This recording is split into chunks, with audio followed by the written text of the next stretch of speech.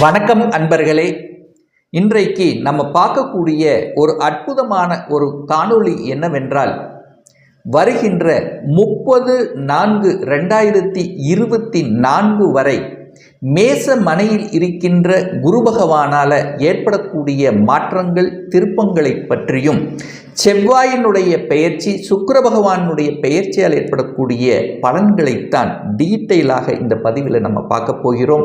அதற்கு முன்னால் நம்முடைய சேனலை நீங்கள் ஃபர்ஸ்ட் டைம் பார்ப்பவர்கள் என்றால் மறக்காம சப்ஸ்கிரைப் பண்ணிக்கிங்க. மீனம் ராசி அன்பர்களே, குரு பகவானை ஆட்சி வீடாக கொண்ட உங்களுக்கு இந்த மேச மனையில் இருக்கின்ற குரு பகவானால், அதாவது வருகின்ற 90 நாட்களுக்குள்ள, அதாவது ஏப்ரல் மாதத்துக்குள்ளே ஏற்படக்கூடிய மாற்றங்களையும், செவ்வாயினுடைய பெயர்ச்சி சுக்கிரனுடைய பெயர்ச்சியால் ஏற்படக்கூடிய மாற்றங்களை நம்ம பார்க்கும் பொழுது, உங்களுடைய ராசி அதிபதி லக்ன அதிபதி என்று சொல்லக்கூடிய குரு பகவான் 2ஆம் இடமான தனஸ்தானத்தில் தான் உட்கார்ந்து அமர இருந்துட்டு இருக்கு.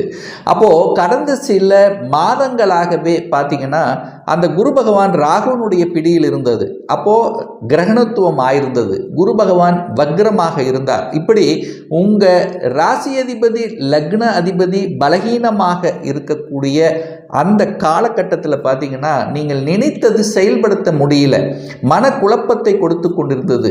தொழில் ரீதியாக நீங்கள் செட் ஆகலை. ஸோ ஏதாவது ஒரு இடைஞ்சல்கள் கொடுத்து கொண்டிருந்தது. ஏன்னா 10க்குரியவனுமே அதே குரு பகவான் தானே, அவர் ராகுவோட பிடியில் இருந்தார் அல்லவா. அப்போ குழந்தை ரீதியான பிரச்சனை, தனம் ரீதியான பிரச்சனை, இப்படி சிக்கி கொண்டு இருந்த மீனராசி என்பர்களுக்கு இப்போ இந்த காலகட்டத்தில் உங்களுடைய ராசி அதிபதியான குரு பகவான் பரிபூர்ண ஒளி தத்துவத்துடன் பலவீனமாக இருந்த அந்த குரு பகவான் இப்போ வலிமையாக இருக்கிறார் அப்படிங்கிறத ஸ்ட்ராங்கா சொல்லலாம். அப்போ உங்க லக்னாதிபதி பலம், 10ஆம் அதிபதி பலம், 10ஆம் அதிபதி யாரு? குருதான். அந்த குரு 9ஆம் பார்வையாக அந்த 10ஆம் இடத்தை பார்க்குது. அப்போ உங்க லக்னம் பலகீனம் அடைந்த உங்க லக்னம் இப்ப பலமாக இருக்கிறார். பலகீனமாக இருந்த அந்த தொழில் சார்ந்த விஷயங்கள் இப்போ பலமாக மாறப்போகிறது. அப்போ உங்க முயற்சிகள் அனைத்தும் பலிதமாக கூடியது, தொட்டது துளங்கக்கூடிய வகையிலே இந்த காலகட்டம் உங்களுக்கு இருக்கிறது அப்படிங்கிறத ஸ்ட்ராங்காக சொல்லலாம். அப்போது தொழில் ரீதியாக வேலை ரீதியாக என்ன மாற்றங்கள் வந்தாலும் அந்த மாற்றத்தை நீங்கள் ஏற்றுக்கொள்வது உங்களுக்கு சிறப்பை ஏற்படுத்தும். அப்போது ஒரு நல்ல வேலை வேணும், இந்த வேலைக்கு மாறிடலாம் அப்படின்ட்டு இருக்க, எனக்கு வேலை கிடைச்சிருச்சு, நான் வெளிநாட்டுக்கு போகணும்னு நினைக்கிறேன். ஸோ இந்த மாதிரியான எந்த மாற்றங்கள் இருந்தாலும் அந்த மாற்றங்களை இப்போ இந்த 3 மாதங்கள், இந்த 90 நாட்களுக்குள்ள நீங்கள் ஏற்படுத்திட்டீங்கன்னா உங்கள் தொழில் ரீதியாகவும் வேலை ரீதியாகவும் நல்ல அதாவது செட்டில் ஆகக்கூடிய தன்மையை உங்களுக்கு கொடுத்து விடும் அப்படிங்கிறத ஸ்ட்ராங்காக சொல்லலாம். அதே சமயத்தில் குரு பகவான் ராகு பிடியில் இருந்த காலகட்டத்தில், வக்ரமாக இருந்த காலகட்டத்தில் குழந்தை பிறப்பு சம்பந்தப்பட்ட விஷயத்தில் பிரச்சனை கொடுத்துருந்தது. ட்ரீட்மெண்ட்டுக்கு போயிருக்குங்க, செலவு செய்ய வச்சிருக்கோம், அதனால மன உளைச்சலை கொடுத்துருக்குன்னு சொல்லலாம். இப்போ இந்த மீனராசி என்பர்கள் குழந்தை சம்பந்தப்பட்ட விஷயங்கள், குழந்தைகளுடன் உங்களுக்கு இந்த கருத்து வேறுபாடுகள் விலகும். குழந்தை பிறப்புக்கு நீங்கள் எடுக்கக்கூடிய முயற்சிகள் அனைத்தும் பலிதமாகக்கூடிய தன்மை, உங்களுடைய குடும்பத்தில் மழலை சத்தம் கேட்கக்கூடிய தன்மை, அதாவது ஒரு நல்ல செய்தி கொண்டு வரக்கூடிய ஒரு நல்ல காலகட்டமாக உங்களுக்கு அமைகிறது அப்படின்னு சொல்லலாம். அதே சமயத்தில் பார்த்தீங்கன்னா உங்கள் ராசியிலேயே இப்போ ராகு உட்கார்ந்துருக்கார். அப்போ ராகுங்கிறது யாரு? சர்ப்ப கிரகம், பாம்பு கிரகம் அல்லவா. அப்போ என்ன பண்ணும்? உங்களுடைய மனம் குழப்பமாக இருக்கும். குழப்பம்னு என்ன? பாம்புவை போல அங்கேயும் இங்கேயும் ஓடி திரியும். இது நல்லதா, அது கெட்டதா, இதை செய்யலாமா, அதை செய்யலாமா அப்படிங்கிற எண்ண ஓட்டத்தில் இருப்பீங்க. ஆனால் எந்த ஒரு முடிவை எடுத்தாலும் ஒரு தடவைக்கு 2 தடவை யோசித்து செயல்படுவது சிறப்பு அப்படின்னு சொல்கிறேன். ஏன் சொல்கிறேன் அப்படின்னா, உங்களுக்கு 7.5 சனி ஆரம்பித்துட்டது, விரயத்தை நோக்கி இருக்கிறதுனால நீங்கள் எந்த ஒரு முடிவு எடுத்தாலும் குடும்ப நபர்களுடன், அல்லது கணவனாக இருந்தால் மனைவி, மனைவியாக இருந்தால் கணவன் சாருடன் டிஸ்கஸ் பண்ணி ஒரு முடிவை எடுப்பது தான் உங்களுக்கு சிறப்பு அப்படின்னு சொல்கிறேன். அதே சமயத்தில் 6ஆம் இடத்தை இந்த குரு பார்க்குறார்லவா, 6ஆம் இடத்தை வலுப்படுத்த போகிறது. அப்போது 6ஆம் இடம் என்பது கடன். அப்போ கடன் சார்ந்த விஷயத்தில் ரொம்ப ரொம்ப கவனமாக இருக்கணும். ஏன்னா கடனை வளர்க்கக்கூடிய அமைப்பு இருக்கிறதுனால தேவையில்லாத கடன்கள் வாங்குவதையும் தவிர்க்கணும் அப்படிங்கிறதையும் ஞாபகத்தில் வைத்துக் கொள்ளுங்கள். அதே சமயத்தில் உங்களுடைய நோய் சம்பந்தப்பட்ட உடல்நலம் சார்ந்த விஷயங்கள் ஒரு நல்ல ட்ரீட்மெண்ட் கிடைக்கும். இந்த காலகட்டத்தில் ஒரு நல்ல மருத்துவர் உங்களுக்கு கிடைப்பாங்க அப்படின்னு சொல்லலாம்.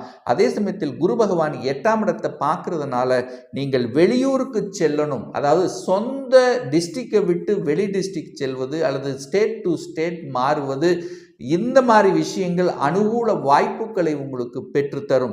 அதாவது 8ஆம் இடம் என்பது தன்னுடைய சொந்த ஊரை விட்டு வெளியே எடுத்துக்கொள்ளக்கூடிய, வெளியிலே சென்று அங்கே போய் ஒரு நல்ல ஒரு தொழில் ரீதியாகவோ வேலை ரீதியாகவோ ஒரு பிழைக்க வைக்கக்கூடிய இடம் அல்லவா.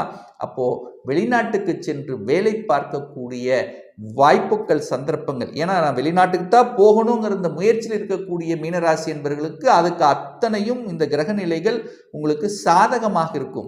ஏற்றுமதி இறக்குமதி சார்ந்த விஷயத்தில், இம்போர்ட் எக்ஸ்போர்ட் சம்பந்தப்பட்ட துறையில் இருப்பவர்களுக்கு புதிய ஒப்பந்தங்கள் கொடுக்கக்கூடிய தன்மை, அல்லது வெளிநாட்டில் இருப்பவர்களுக்கு இப்போ அங்கே செட்டில் ஆகலைன்னா இந்த காலகட்டம் அங்கேயே செட்டில் ஆகுவதற்கான வாய்ப்புகள் உங்களுக்கு உருவாக்கக்கூடிய தன்மை சிறப்பாக இருக்கு. அதே சமயத்தில் செவ்வாய் பகவான் பார்த்தீங்கன்னா லாபஸ்தானத்தில் இருக்கார். தனஸ்தானாதிபதி அண்டு உங்களுக்கு பாக்கியத்தை தரக்கூடியவன் தான் அந்த செவ்வாய். அந்த செவ்வாய் 11ஆம் இடமான லாபஸ்தானத்திலிருந்து தனஸ்தானத்தை பார்க்கக்கூடிய நிகழ்வு இந்த மாதத்தில், பிப்ரவரி மாதத்தில் இருக்கு. அப்போ தனவரவுகள் சீராக இருக்கக்கூடிய தன்மை, பாக்கியம் சார்ந்த விஷயங்கள் உங்களுக்கு நல்லது நடக்கக்கூடிய தன்மை இந்த காலகட்டம் உங்களுக்கு சிறப்பாக இருக்கு. அடுத்து மார்ச்சில் பார்த்தீங்கன்னா அந்த செவ்வாய் பகவான் 12ஆம் இடத்துல போய் அமருகிறார். அப்போ அந்த சனியும் செவ்வாயும் இணைந்து இருக்கக்கூடிய அந்த காலகட்டம் ஒரு வகையில் ஒரு எரிச்சலை கொடுக்கக்கூடிய தன்மையாக இருக்கும். ஸோ அந்த மாதம் பார்த்தீங்கன்னா வேலையை அவசரப்பட்டு விடுவது, கோபம் ஆக்ரோஷம் அதிகமாக தூண்டுவது, அப்போ மேலதிகாரிகளுடன் ஒரு கசப்புணர்வை ஏற்படுத்துவது, இதெல்லாமே இந்த மார்ச் மாதம் இருக்கும். ஸோ அந்த மாதத்தில் ரொம்ப ரொம்ப கவனமாக எச்சரிக்கையாக இருக்கணும். ஏன்னா ஒரு சிலர் பார்த்தீங்கன்னா திடீர்னு கோபப்பட்டு ஆக்ரோஷப்பட்டு வேலையை விட்டுருவாங்க, அதுக்கப்புறம் தேடுவாங்க, ஒரு வகையில் ஒரு மன ரீதியான பிரச்சனையை உருவாக்கும். அப்போ அவசரப்பட்டு கோபப்பட்டு ஆக்ரோஷம் படக்கூடாது. வேலை சார்ந்த விஷயமாக இருந்தாலும் தொழில் சார்ந்த விஷயத்தில் இந்த டிசிஷன் எடுத்தாலும் சரி, குடும்பம் சார்ந்த விஷயம், ஏன்னா அந்த செவ்வாய்ங்கிறது யாரு, உங்களுக்கு குடும்பஸ்தானத்தின் அதிபதி அல்லவா, அவர் போய் 12இல் மறைஞ்சிருக்கார் அல்லவா. அப்போ அந்த குடும்பம் சார்ந்த விஷயத்திலும் உங்களுக்கு ஒரு டெம்ப்ட் உங்களுக்கு கொடுக்கக்கூடிய சார்ந்த விஷயத்திலையும் உருவாக்கிறோம். அங்க கவனமாக இருக்கணும். ஆனா என்ன, அந்த சுக்கிரனும் அங்க போய் அமருகிறார். சரிங்களா. அந்த 8க்குரியவன் அட்டமாதிபதி என்று சொல்லக்கூடிய சுக்கிரனும் இந்த மார்ச் மாதம் 12ஆம் இடத்துல போய் அமர்கிறதுனால 8க்குரியவன் 12இல் இருக்கும்போது விபரீத ராஜயோகம், திடீர் அதிர்ஷ்ட வாய்ப்புகள், திடீரென்று ஒரு சிலருக்கு வேலை, அதாவது ஒரு 3-4 மாதமாக ஒரு நல்ல வேலை கிடைக்கலன்னு அலைஞ்சு திருந்தவர்களுக்கு திடீர் வேலை கிடைக்கக்கூடிய தன்மை, திடீர் இடமாற்றம் கிடைக்கக்கூடிய தன்மை, திடீர் ப்ரமோஷன் கிடைக்கக்கூடிய வாய்ப்புகள், சந்தர்ப்பங்களை அந்த காலகட்டம் உங்களுக்கு ஏற்படுத்தும் அப்படிங்கிறதையும் நீங்கள் ஞாபகத்தில் வைத்துக் கொள்ளுங்கள். அதன் பிறகு பார்த்தீங்கன்னா சுக்கிரன் உங்க ராசியில உச்ச பலத்துடன் வலிமையாக இருக்கார். அப்போ முயற்சி உங்களுக்கு தைரியத்தை வீரியத்தை தரக்கூடிய தன்மை, சுக்கிரன் சார்ந்த விஷயங்கள் உங்களுக்கு நன்மை பயக்கக்கூடிய விஷயமாக இருக்கும். சுக்கிரனுடைய காரகத்துவம் உங்களுக்கு ஒரு திருமணம் நடப்பது, அதாவது சுக்கிரன் சம்பந்தப்பட்ட விஷயங்களில், அதாவது கலை சார்ந்த விஷயத்தில் ஈடுபாடு நாட்டம் அதிகம் இருக்கும். அதே சமயத்தில் இயல் இசை நாடகம் இந்த மாதிரியான துறையில் இருப்பவர்கள், பாட்டு சம்பந்தப்பட்ட துறையில் இருப்பவர்களுக்கு புகழ் பெறக்கூடிய வாய்ப்புகளையும் சந்தர்ப்பங்களை ஏற்படுத்தும். கலைத்துறையில் இருக்கின்றவர்கள், சினிமா சம்பந்தப்பட்ட துறையில் இருப்பவர்களுக்கு புதிய ஒப்பந்தங்களை கொடுக்கக்கூடிய வகையில் இந்த காலகட்டம் உங்களுக்கு சிறப்பாக அமைகிறது அப்படிங்கிறத ஸ்ட்ராங்காக சொல்லலாம். அதே சமயத்தில் ஒரு செலவு செய்யணும் அப்படின்னா, ஏன்னா விரையாதி, அதாவது 12ஆம் இடத்துல தான் அந்த சனி இருக்காங்க, செவ்வாய் சுக்கிரன் எல்லாமே இணைகிறதுனால விரயத்தை ஏற்படுத்துவது உங்களுக்கு சுப விரயங்களாக நீங்கள் கன்வெர்ட் பண்ணிட்டீங்கன்னா உங்களுக்கு சிறப்பு. ஒரு வீடு வாங்குறது, ஒரு தோட்டம் வாங்குறது, இந்த மாதிரியான விஷயங்கள், அசையும் சொத்துக்கள், அசையும் அசையா சொத்துக்கள் வாங்கக்கூடிய தன்மையை நீங்கள் உருவாக்கிக்கிறதும் இந்த காலகட்டம் உங்களுக்கு சிறப்பு அப்படின்னு சொல்லுவேன். அதே சமயத்தில் ராகு உங்களுடைய ராசியிலும் 7ஆம் இடத்தில் கேது இருக்கிறதுனால நண்பர்கள் சார்ந்த விஷயங்கள், அதாவது ஆண் நண்பர்னா பெண் நண்பர், ஆண் பாலினம் பெண் பாலினம், ஸோ இந்த மாதிரி அதர் பாலினம் சார்ந்த விஷயத்தில் ரொம்ப கவனம் எச்சரிக்கையோடு இருக்கணுங்கிறதையும் ஞாபகத்தில் வச்சுக்கோங்க. ராகு கேது ராசி 7ஆம் இடத்தில் இருக்கிறதுனால திருமணம் ஆனவர்கள், அதாவது கணவன் மனைவி சார்ந்த விஷயத்தில் நீங்கள் 3ஆம் நபர்களினுடைய குறுக்கீடு உங்கள் குடும்ப விஷயத்துக்கு வராமல் பார்த்து கொள்வதும் இந்த காலகட்டம் சிறப்பு.